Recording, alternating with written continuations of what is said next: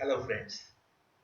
Foundations are the most important and integral part of the structure, and therefore these foundations are of the special interest to geotechnical engineers as well as structural engineers. The bearing capacity of the soil to bear the load from these foundations decides the safety of the structure and the occupants staying therein. Therefore, we are going to study about the basic concepts regarding these foundations in this particular video. Let us see the concept of the foundation. Any structure is particularly divided into two parts. The part of the structure which is above ground level is called as superstructure, and a part of the structure which is below the ground level is called as substructure. The substructure rests on the hard strata and transfers the load of the superstructure to the hard strata.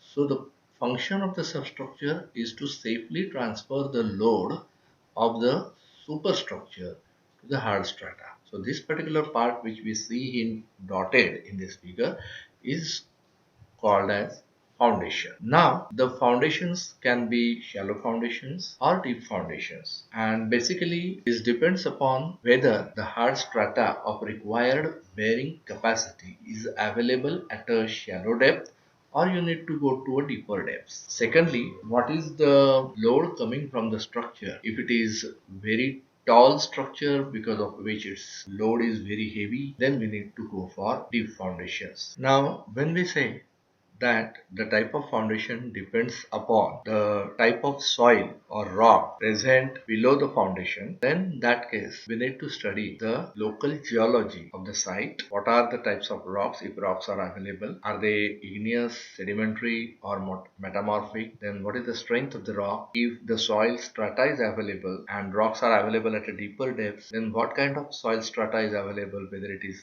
clay, whether it is silt, and then what are the properties of the strata. So we need to send soil or rock samples to laboratories and then test their properties in order to get the shear strength parameters like cohesion or angle of internal friction, which we represent normally by C and phi values respectively. So all these parameters related to the soil below the foundation are studied, and then the bearing capacity of the strata at a particular depth, which we call as foundation depth. We calculate what is the bearing capacity at that particular depth, and then we come to the conclusion whether the strata is hard strata or not. Because as we are showing in this figure, we have marked here the hard strata by doing hatching. In practice, nature doesn't mark any hard strata by hatching, and therefore we need to decide whether the strata of required bearing capacity is reached or not. That has to be decided by the site engineer, and for that these samples are taken and sent to the laboratory, and from that we find out the properties of the soil which we are using in bearing capacity calculation. Then at the time of actual construction we try to match the data obtained from laboratory, and on the basis of that the site engineer decides whether the strata of required bearing capacity is reached or not. Then he stops the excavation at that particular place. There are two types of foundation, shallow and deep foundations. Now in these two major types of foundations there are again some subtypes. For example, in types of shallow foundations, if every individual column is provided with a footing, then it is called as individual footing, as we are observing in this figure. If the area of foundation goes on increasing, then the type of footing is called as spread footing, and normally for load bearing structures such kind of footings are provided, whereas individual footings are normally provided for frame structures. Then there are certain situations in which the individual areas of footings or foundations are so large due to heavy loads acting on the column that they overlap each other, and in such instances it is a practice to provide a combined footing, as we are observing in this figure, combined footing for two or three different columns. The another most important type of shallow foundation is the raft or mat foundation, which is popularly used nowadays for multi-storied building, especially where basement floors are there, which are provided for parking. So in order to reduce these differential settlements, foundation is provided commonly to all the columns. Uniformly, the load is distributed to the soil.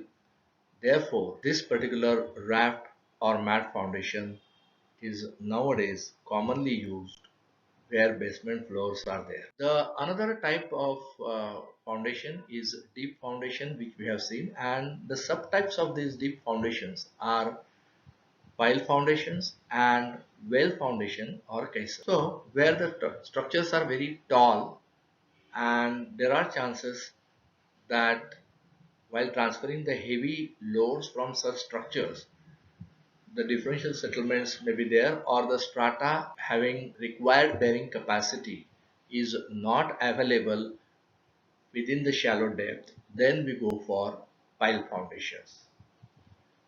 Whereas especially in case of bridges and that too underwater bridges, the caisson foundations or well foundations are provided. So they are circular in plan or dumbbell shaped in plan. They are casted on coast, then they are floated to the required site, and sinking of this well or caisson is carried out in such a way that the shoes penetrate the river bed. Then the bottom area of the well foundation is provided for some height with concrete so that when it hardens, it provides a sound plug joining with the ground. If we provide concrete throughout the huge height, then the cost of the structure may increase, cost of well foundation may increase, and therefore we are filling the intermediate part from the locally available material which is dredged from the surrounding area, and then it is well compacted, and above that again a concrete is placed to provide an even surface at the top, and this particular concrete provides also as a foundation for the pier of the bridge constructed above this, and on this pier then bridge superstructure is constructed. So these are the different types of shallow and deep foundations. So friends, I hope that after watching this video, basic concept about foundation, different types of foundations, and how to obtain the parameters required for design of foundation is clear to you.